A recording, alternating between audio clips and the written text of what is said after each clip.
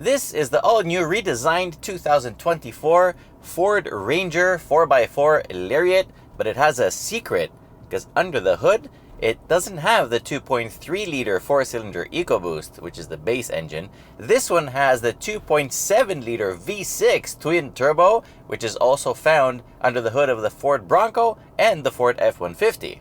This engine is silky smooth, and the output is 315 horsepower and 400 pound-feet of torque, which is quite a lot more compared to the base engine. Again, it runs on regular gas, which is a perk, and it's still mated to the 10-speed automatic transmission, which in my opinion hunts a little bit too much for gears. But anyway, 0 to 100 kilometers an hour comes in 7.7 seconds, 0 to 60 miles per hour in 7.2, 100 kilometers an hour to 0 came in 47 meters, which is almost kind of terrible. But anyway, the thing I can tell you about this Ranger is that with this engine, it almost feels like the GTI of pickup trucks without being advertised as one. I mean, obviously, Ford has the Ranger Raptor for like the high performance stuff, which is more like a Baja truck really, because the Ranger Raptor is not all about straight line performance, because in Europe it was available with a diesel, so it wasn't as quick as the North American one. But you know what? This Ranger, honestly, you step on the gas, and once the transmission feels like it, honestly, this thing boogies. It breaks traction really easily in the back, which is really funny. It's not unsafe at all, I have to say. It's very easy to control, very progressive. Handling is very nice for a pickup truck, to be honest. And to be completely honest, this is not a very, very all-new Ranger, because underneath the shell, it's pretty much the old Ranger. The, let's say, all-new Ranger comes with a new face that now really resembles the bigger sibling, the F-150. The rest is very similar to the outgoing model. Yeah, the taillights are a bit updated, and overall the lines are updated, but as I said before, underneath the body, the frame and everything is pretty much the same old Ranger.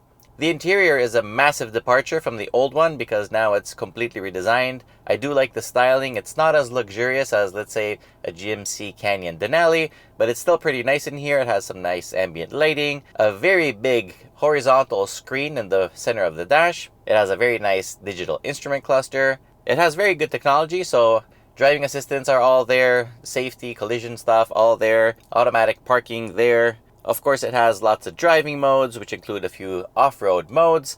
It has a 4 high, 4 low, and 2 high mode. It has a tow mode. It has a brake controller, and it can tow up to 7,500 pounds, which is great.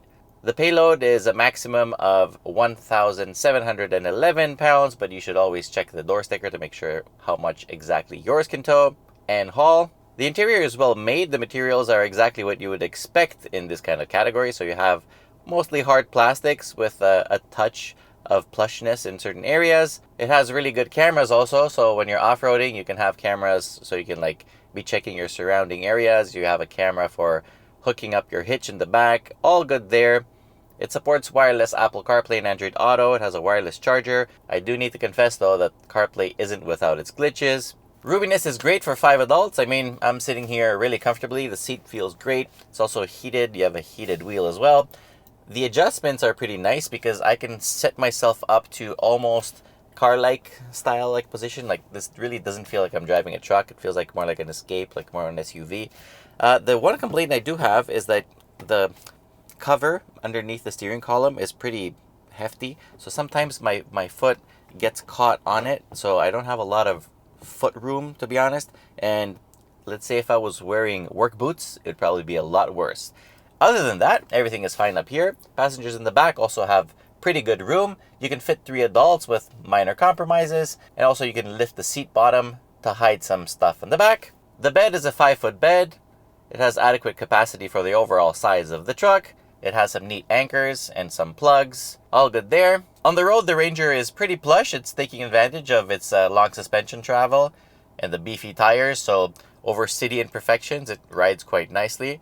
It's also a really nice highway cruiser. It's rather quiet on the road, and with a really good B&O sound system, you can really be pumping your beats while you're cruising, and it'll make miles disappear.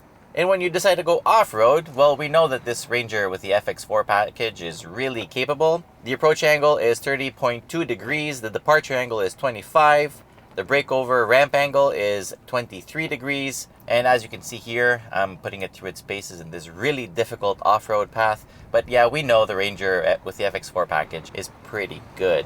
Again, handling on the road is pretty safe and progressive. So it's overall a pretty easy car to drive. Fuel economy isn't that bad. My average is 12.9 liters per 100 kilometers. So even though with the bigger engine, the penalty to pay in terms of fuel consumption isn't that crazy, and it still runs on regular.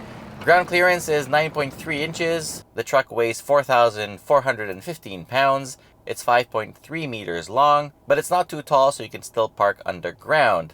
Prices in Canada start at a hefty $56,615. As tested, this one here is $60,880. So it's a little bit pricey, but isn't the market in general. The competition in this segment now is better than ever. I mean, you have the twins from GM, the Canyon and the Colorado, which are great trucks. You have the brand new Tacoma now with the turbo engine and the hybrid option. You can never forget about the Nissan Frontier because it's an honest truck. And then you have things like the Ridgeline, maybe. I wouldn't compare this to smaller things like the Hyundai Santa Cruz or even its sibling, the Ford Maverick, which honestly in the US has really screwed up the sales for the Ranger because people realize that if I don't need an F-150, I can probably cut it with the Maverick, and with the Maverick being priced in the 20s in the US, here in Canada it's in the 30s. Honestly, it makes you think, why do you need a Ranger which is so much closer to an F-150 and not just, settle for a nice little Maverick, which is a very honest truck as well. Might not be a ladder on frame, but here's a joke for the Maverick. A guy buys a Maverick and then he goes to show off the truck to his mates. It's like, look guys, I bought this brand new truck in 60 installments.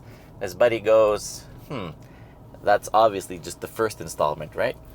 So, a lot of people will make fun of the smaller, unibody trucks, but the truth is, realistically, they do the job. If you don't tow like 10,000 pounds every day, you don't need such a big truck. But how does this compare to its immediate competition? So I would have to say that the Colorado and the Canyon are a little bit more stylish, especially if you get them in the upper trim levels. They're really good looking trucks. They're pretty reliable. And they're not the roomiest. So regarding roominess inside the cabin and outright dimensions of the bed and how much the truck can tow and how much the payload is, the Ranger I think edges out everyone in the competition. So if you're gonna do work with these trucks, the Ranger is probably the better option out of them all, although the Tacoma has a long bed option, which none of the other ones have. So if you move drywall, for example, you just need the bigger size of the bed, well, the Tacoma is for you.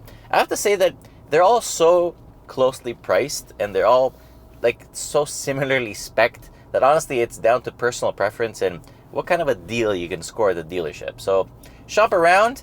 You can't go wrong with any of these trucks, to be honest. In terms of reliability, this one is probably the worst one, but they're all pretty good, so I wouldn't worry too much about reliability. And that's about it. So overall score with a new Ranger, this is the 2.7 liter Lariat. I would have to give it a solid 8 out of 10. There's not a lot that I don't like about it, so overall good truck. Personally, if I was shopping in this segment right now, I would look at either the GMs or the Tacomas. This would be my third or fourth option. Anyway, thanks for watching. Be well, subscribe. Till next time, be well. Bye-bye. Perfect.